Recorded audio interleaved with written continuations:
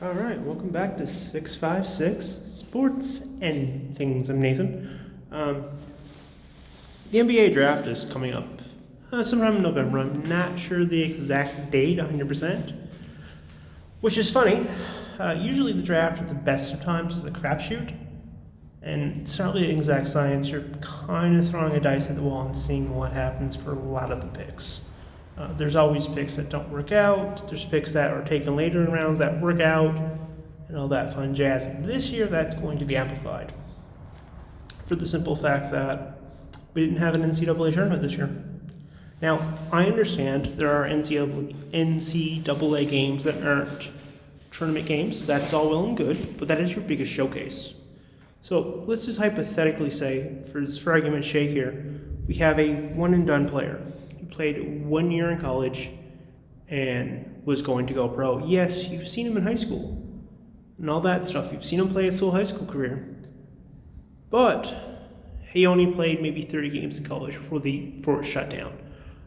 Now, that's a relatively small sample size. Yes, you could get it right, and you could draft him, and he could work out well, but that doesn't always happen, so you're taking that bit of a risk.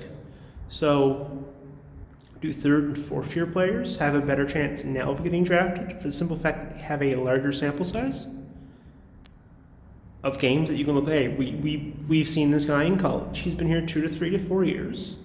He's not a one and done. And because we've seen him play more games in college, we have a better understanding of what his game will be when he gets to the NBA. Sure, he might not have that potential as the one and done player, but you've seen him play more. You're more familiar with him going forward. That could be a huge help, especially when he gets to the second round.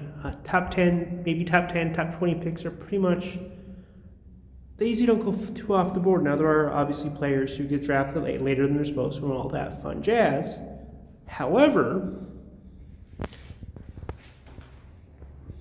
when it gets to 20 to 30 to the end of the draft, everything kind of becomes a little bit more of a gamble. And because people aren't playing like NCAA basketball right now, they weren't playing for a lot of last year because of the current situation, what happens?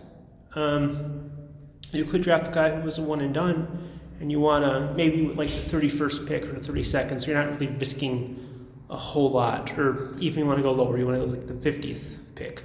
So you're not risking a whole lot, and you put him in the G League. Great.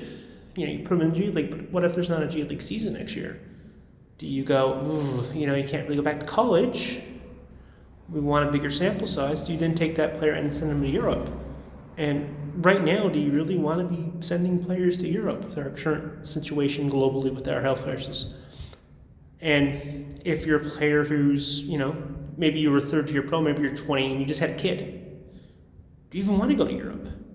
And let's say you don't go to Europe, are there going to be other leagues that are going to take you? Is there going to be like an NBL season or a basketball league season or like a Canadian League basketball league season? Now, the Canadian League doesn't really help. It plays in the summer. It's just food for thought. Or do you go and take players who maybe played professionally in Europe? Does a Kristaps Porzingis, who, when the Knicks drafted him, everyone thought they were crazy, does he become more attractive now because he has played professionally? Does he become more attractive if he was getting drafted this year? Do you take players who maybe played 3, maybe 4 years in college over players who are one and done, even if the one and done player has bigger potential? Because you know what you're getting more so with a 3 to 4 year player. They have a bigger sample size. It's really great if the scout only sees you one game and you put out 50 points or 30 points in college. That's great. Everyone's going to love you. But that's a very small sample size. The easiest way to win the lottery is only by one ticket. If you win, you're 100% winner. If you lose, well, best kind.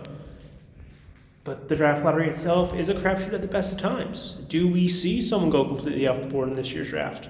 Do you get more third and fourth year players? Are players undrafted and they work their way up? What happens if you don't have a G League season? You could probably put those players in and have them work out. But right now, it doesn't even look like we're going to get a summer league. So I don't know when summer league is going to be, when rookie camp, but it looks like the NBA season is supposed to start on December 22nd. So do you host summer league in November, like right after the draft? And even little things like individual workouts and all that fun jazz were lower because of our current situation. So this draft's a bit of a crapshoot. This could be a really deep draft and everyone's really going to be great, or the draft will be a crapshoot and we're not sure who's coming out of the draft and all that fun jazz. But anyway, let me know what you think about this video in the comments below. Make sure to hit like and subscribe. And if you really like this content, make sure to share it with your friends like the Halloween candy. I hope you all have a good day. I know I'm balding. I'll talk to you again soon. Bye.